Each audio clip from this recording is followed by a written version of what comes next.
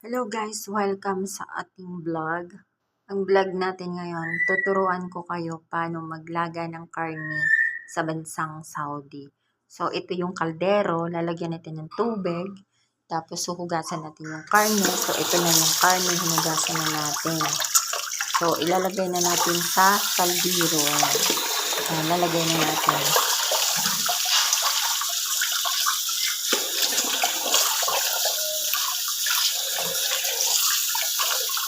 Sa mga OFW na baguhan lang dito sa Saudi, pwede niyong gayahin ang aking vlog kung kayo ay hindi marunong pa paano maglaga ng karne dito sa bansang Saudi. Kasi sa atin guys, iba yung paglalaga doon, wala tayong ilalagay. Basta lang natin ilagay sa sa tawag nito, lutuan, tapos okay na. Dito guys, may procedure yung paglalagay ng paglalaga ng karne. So ito na yung karne. So sisindihan na natin yung apoy. Ayan. Puti. Yan. So ito yung mga condiments dito. So ito yung buhar. So lalagyan natin siya ng buhar na tinatawag nila. Sabi ng amo ko, isang kutsara lang daw ang ilalagay. Yan, isang kutsara. Pero dadalawahin ko na. Kasi konti lang isang kutsara. Ang daming tubig. Yan. So, 2 kutsarang buhar.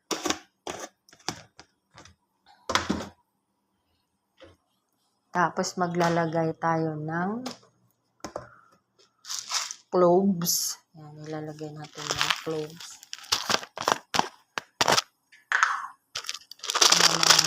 5 piraso lang. 1, 2, 3, 4, 5. Ayan. So, 5 na cloves.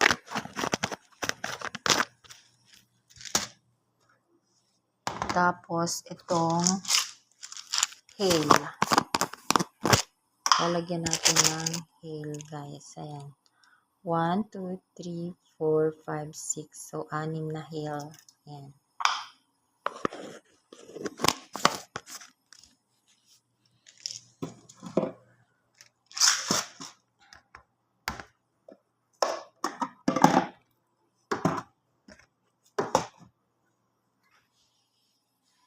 Hindi pa siya nagtatapos guys. Meron pa tayong ibang ilalagay na bawang.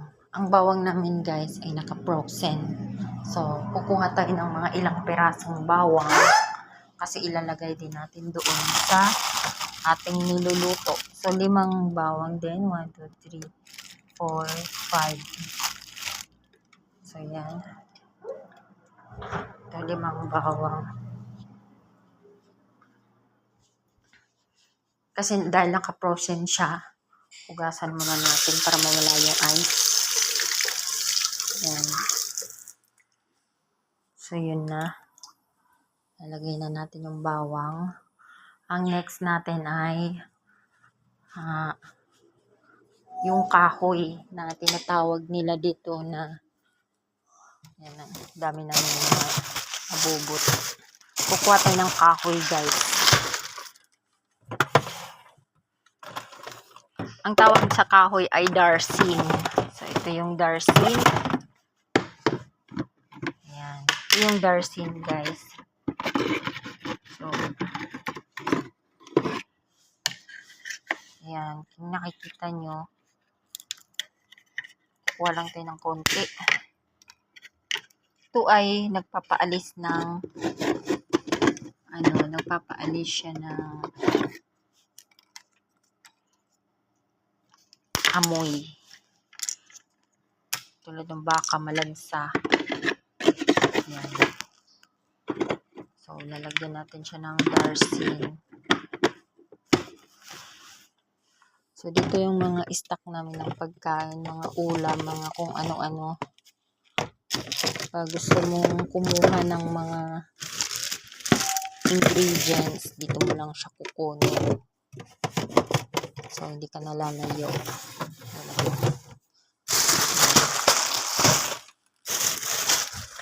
Kompleto po yun, parang paninda.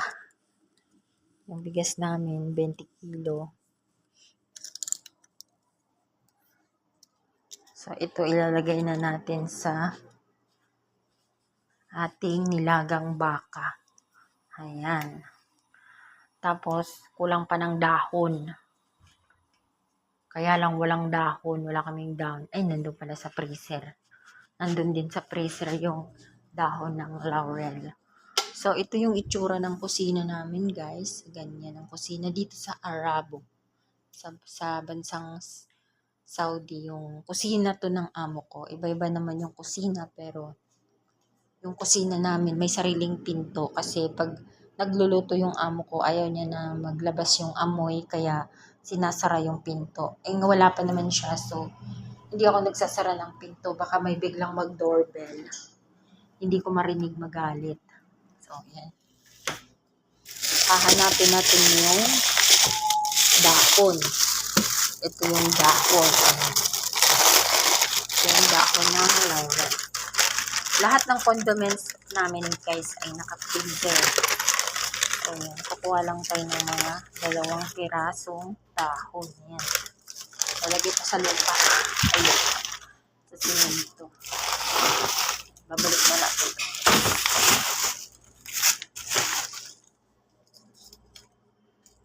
So, yun.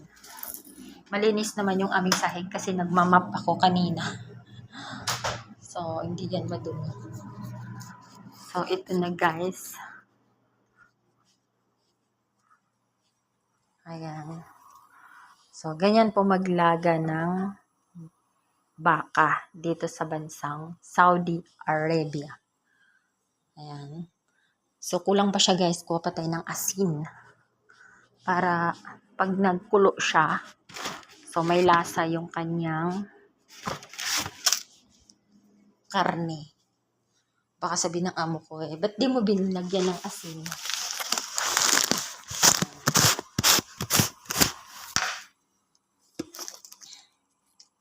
So, lalagyan lang natin ng kaunting asin. Yan, ganyan lang. Konti lang. Kalahati. Kasi marami mo siyang tubig. So, para maglasa yung karne mamaya. So, ang asin naman dito, guys, ang Arabic sa asin ay mel. Mel. Ganun. May pahel. Parang ganun. Mel. Yan. Ganun yung pronunciation sa salitang asin or salt. Pwede rin magsasabi ka ng salt kung ang amo mo marunong mag-English. Pwede, give me a salt. So, kapag Arabic talaga, kasi hindi lahat ng Arabo marunong mag-English. So, kapag Arabic na yung sasabihin, give me a mel. So, bibigyan mo siya ng asin. So, ito yun. Kaya yun. Sa umpisa, mahirap talaga magkaintindihan yung Pinay at saka Arabo or Arabiana, lalo na sa babae. Kasi ang lalaki, madali lang makaintindi, lalo na nagtatrabaho sa gobyerno, kasi English speaking talaga sila. So, madali mo siyang maintindihan kapag English. Pero kapag Arabic, mahirapan tayo mag-intindi. Kasi yung amo ko, hindi talaga siya marunong mag-English kasi dito sa Saudi, mahirap lang din siya. Yung amo kong lalaki ang mayaman.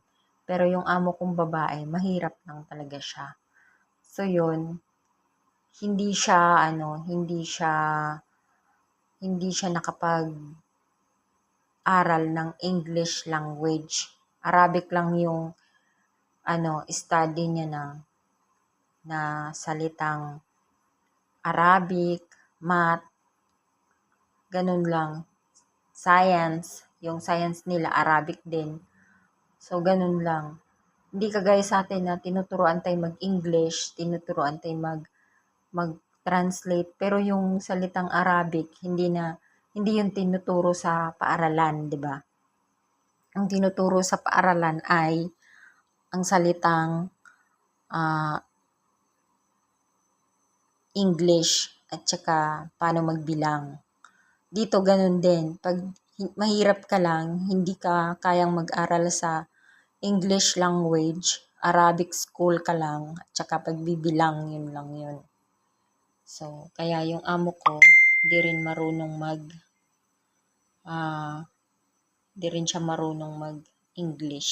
Kaya dati nahirapan talaga ako na mag-Arabic. Pero ngayon, hindi na kasi nakaintindi na ako eh. Kahit anong sabihin niya, kaya ko nang i-translate yung lahat ng sasabihin niya.